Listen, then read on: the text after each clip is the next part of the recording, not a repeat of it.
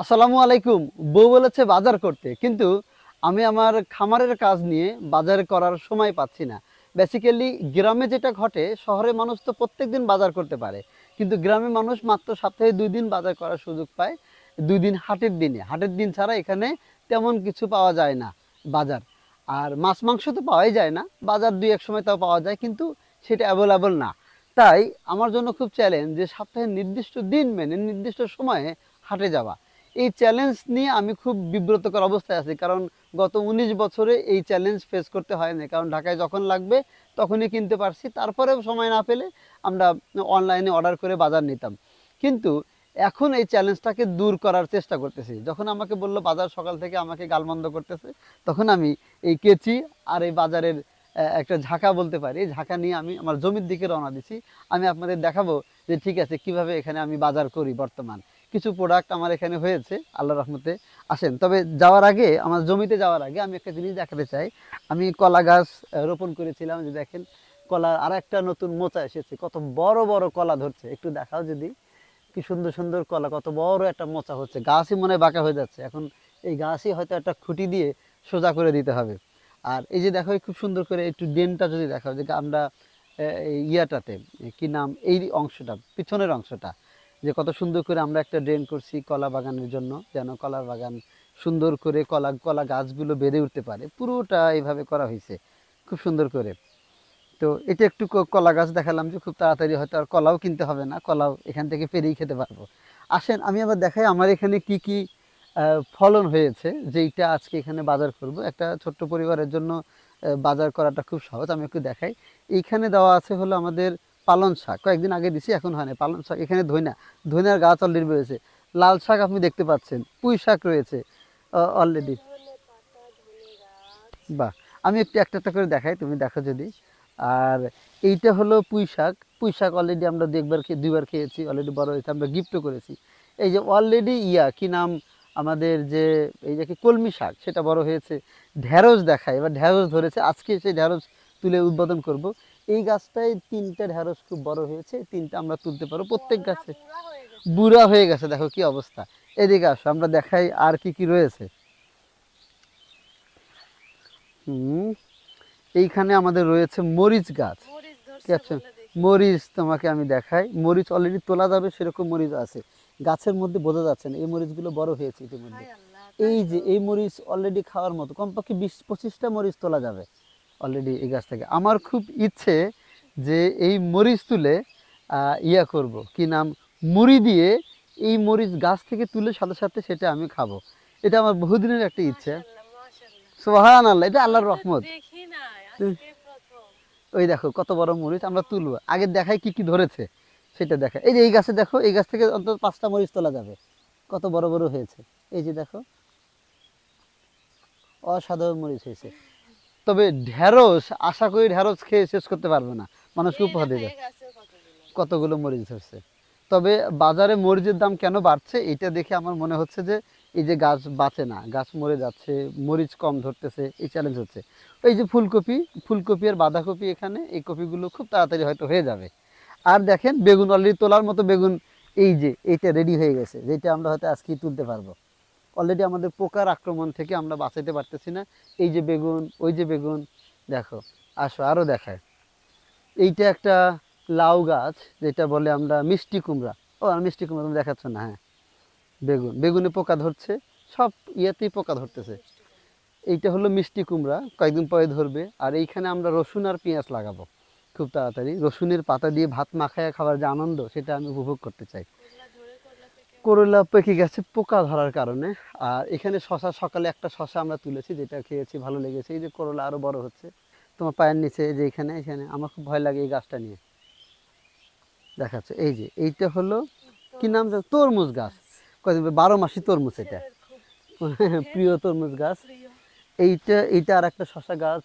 এই যে শশা অলরেডি ধরছে। এই বড়টা শশাটা কই, এই যে একটা বড় শশা, কিন্তু এই যে পোকার আক্রমণ। এই যে এই দিক থেকে দেখা যদি শশাটা, এই যে শশা নিচে আর একটা। আমার মনে হয় যে 1 সপ্তাহ পরেই আর আমাদের শশা অলরেডি আজকে থেকেই খাওয়া শুরু হয়ে গেছে। শশা আর কেনা লাগবে বলে আমার মনে হচ্ছে না। তারপরে আরো দেখা, ওই যে এই যে এখানে শশা গাছ আরো আছে, শশা গাছ বেশি হয়ে গেছে। সিম গাছে হয়তো কদিন পরে সিম ধরবে একটা, এই যে এটা সিম গাছ দেখাচ্ছ, এই যে এইটা দেখাই হলো একটা টমেটো গাছ, এটা একটা টমেটো গাছ, এগুলো 12 মাসই টমেটো, 12 মাস টমেটো ধরবে। এবং কিছু কলম করা গাছ আছে। লাউ এখানে একটা কোথায় ছিল বড় লাউ, খুঁজে পাচ্ছি না কেন। লাউ আছে, অনেক লাউয়ের ফুল দেখাও, যে কত অসংখ্য ফুল এসেছে। এই লাউ খাবো, শেষ করতে পারবো বলে মনে হচ্ছে না।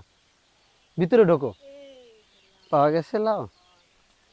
তোমার পায়ের নিচে কিন্তু টমেটো গাছ, সাবধানে। হয় একটা লাউ এখানে আমাদের মনে, হ্যাঁ খুঁজে পাওয়া যায় না, যেমন আমরা ফলন হয়েছে আমরা বুঝতে পারি না। এইদিকে আসো, আমরা নিচ থেকে দেখাই। না এগুলো লাউ গাছ, কুমড়ো, এগুলো হচ্ছে ইয়া বলে চাল কুমড়ো, এগুলো খুবই পুষ্টিদার এই চাল কুমড়ো। তো আরও কিছু দেখাই আমরা। এবার আমরা ইয়া করি, আমরা এবার তুলবো। তুমি একটু কি দিয়ে উদ্বোধন করবে, বেগুন দিব, 2-3টা বেগুন তোলো, তোমার জন্য একবেলার বাজার কাজ হয়ে যায়। এদিকে আসো, লেডিস ফার্স্ট শুনেছি, বেগুন যেহেতু আজকে প্রথমবার তোলা হচ্ছে। তুমি টমেটো গাছটা দেখো, পায়ের একেবারে পায়ের কোনায় ছিল। হ্যাঁ টমেটো গাছ, তুমি টমেটো তোলো, আমি একটু এটার ভিডিও নেই, ভিডিও অনেক লম্বা হয়ে যাচ্ছে, আমরা শেষ করবো, তুমি দ্রুত টমেটো ইয়াটা তোলো। বিসমিল্লাহ বলে বেগুনটা কাটো, কই দেখা যাচ্ছে?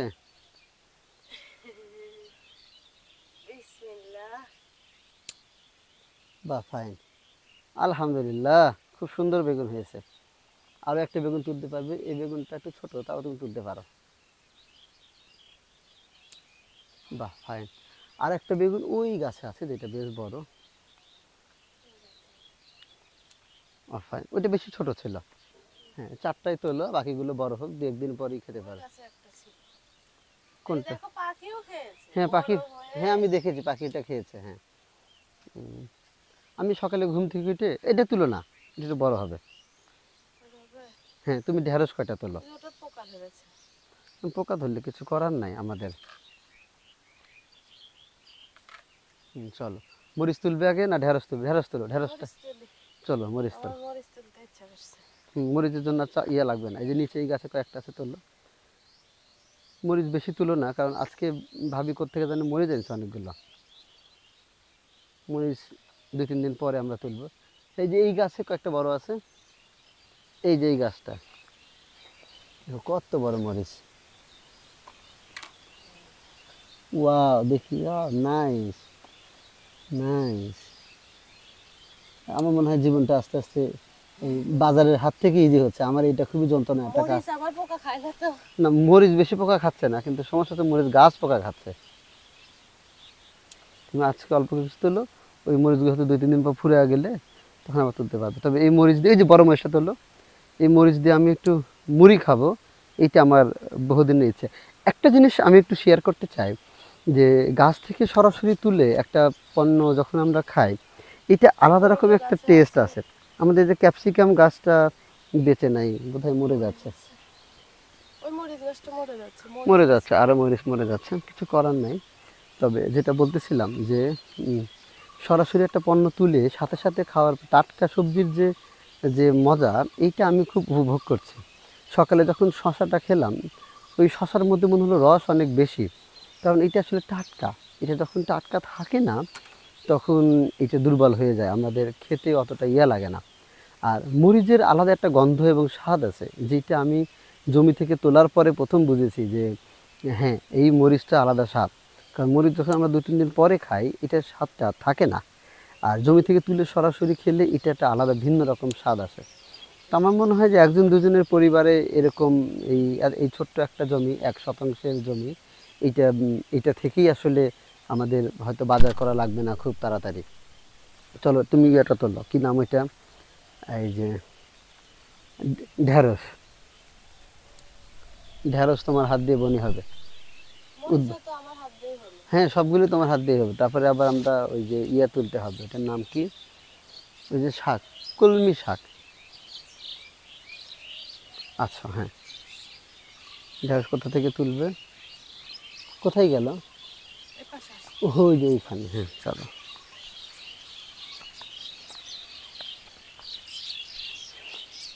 এখান থেকে তুমি 3টা তুলতে পারবে। একটু সাইজটা দেখাও, কত বড় হয়ে গেছে। বড় না বুড়া? বুড়ো হয়ে গেছে, আমরা বুঝতেই পারিনি। আমি একটু কয়েকদিন ধরে ব্যস্ত। আমি ব্যস্ততার কারণ হলো ওই যে খামারে যারা বিনিয়োগ করছে তাদের সাথে আমি কথা বলতেছি, কিন্তু কয়েকদিন ধরে সময় পাচ্ছি না জমিতে আসা না কোথাও যাওয়ার। তো হ্যাঁ, আমি একটু এখানে এই ভিডিওর মাধ্যমে মনে করা দিতে চাই, যারা সুখের খামারে বিনিয়োগ করতে চান তারা আমার সঙ্গে যোগাযোগ করতে পারেন। এখন আমরা এই মুহূর্তে বিনিয়োগ গ্রহণ করছি। এই বিনিয়োগটা এমন যে আমরা আপনাদের বিনিয়োগগুলো নিয়ে গরু কিনি, সেই গরুটা 6 মাস লালন পালন করি, এরপর আমরা সেটা বিক্রি করে যা প্রফিট হয় তার 50% আমরা বিনিয়োগকারীদের সঙ্গে শেয়ার করি, আর 50% সুখের খামার তার সার্ভিস চার্জ হিসাবে রাখে। তো এইটা আমাদের বেসিক প্রজেক্ট। কেউ যদি 1 লক্ষ টাকা বিনিয়োগ করে তাহলে সে 6 মাসের পরে 10 থেকে 14,000 টাকা প্রফিট পাবে, এবং কেউ যদি 50,000 টাকা বিনিয়োগ করে, যেহেতু আমাদের 50,000 থেকে শুরু, তাহলে সে পাবে হলো 5 থেকে 7,000 টাকা প্রফিট নিয়ে সে এক্সিট নিতে পারবে, চাইলে আবার সে নতুন করে বিনিয়োগও করতে পারবে। এটা হলো আমাদের প্রজেক্ট, সেটা নিয়ে মানুষের সঙ্গে কথা বলতেছি। সম্প্রতি সবুজ আয়ের একটা ভিডিও বানানোর পরে বহু মানুষ ইনকোয়ারি করতে, তাদের সঙ্গে কথা বলতে বলতেই এই বাজারের জন্য সময় পাচ্ছি না, এবং খামারেও আবার গরুকে যত্ন হাতে করতে হয়, হাটে যেতে হয়, গরুর হাটে বেসিক্যালি সেসব করতে গিয়ে সময় হচ্ছে না। তাই আমার এই চেষ্টা ছিল যে এরকম একটা বাজার যেন না করা লাগে, আমি সেই চেষ্টা করতে চাই। আমি এবার ভিডিওটি শেষ করি। মিনা, তুমি কি খুশি? এরপর আমরা শাক তুলতে যাব ভিডিও অফ করে। তুমি কি খুশি? যদিও আজকে অল্প পরিমাণ, কিন্তু দেখেন প্রায় 2 মাসের চেষ্টায় মোটামুটি আমরা এখন ফল নিতে পারি। শাক ইতিমধ্যে আমরা খেতে শুরু করেছি অনেক আগে থেকেই, তো এই ফল আমরা এখন খেতে পারছি। আমার মনে হয় যে এটা আমরা খেতে পারবো আজকে। ছোট্ট সবজি হলে বগুড়ার পুরপুরি রান্না হবে, বগুড়ার পুরপুরি, বিখ্যাত পুরপুরি। হ্যাঁ, বেগুন, ঘরে আলু আছে। হ্যাঁ, আর এই মরিচ দিয়ে অবশ্যই আমাকে মুড়ি খাওয়াবে। এই মরিচ কামড় দিয়ে আমি মুড়ি খাবো, এটা আমার একটা বহুদিনের স্বপ্ন, যে স্বপ্নটা আছে পূর্ণ। হ্যাঁ, তোমাকে আমি বোম্বে মরিচের গাছ লাগাই দেবো, এবং ইয়া দেবো, এটার নাম কি, এই যে বাহারি কালার মরিচ, মানে এক গাছে নানান কালারের মরিচ ধরে। এবার শাক তুলো, আমরা শাক তুলে শেষ করি, অথবা আমরা বিদায় নিচ্ছি। থ্যাংক ইউ যারা ভিডিও দেখলেন, তাদের জন্য শুভকামনা। আমাদের জমিতে একটু ফুলটা যদি দেখাই, এইটা ও আমাদের 2টা মেহেদি গাছ আমার মেয়ের জন্য লাগাইছি। এটা আমার একটা ছোট্ট মেয়ে আছে। এখানে একটা করলা গাছ ছিল, করলা গাছটা মারা গেছে, কিছু করার নেই এখন। এই হলো জমি, এখান থেকে শুরু লাল শাক। এই ঢেঁড়স গাছ, অনেকগুলো ঢেঁড়স গাছ হয়েছে।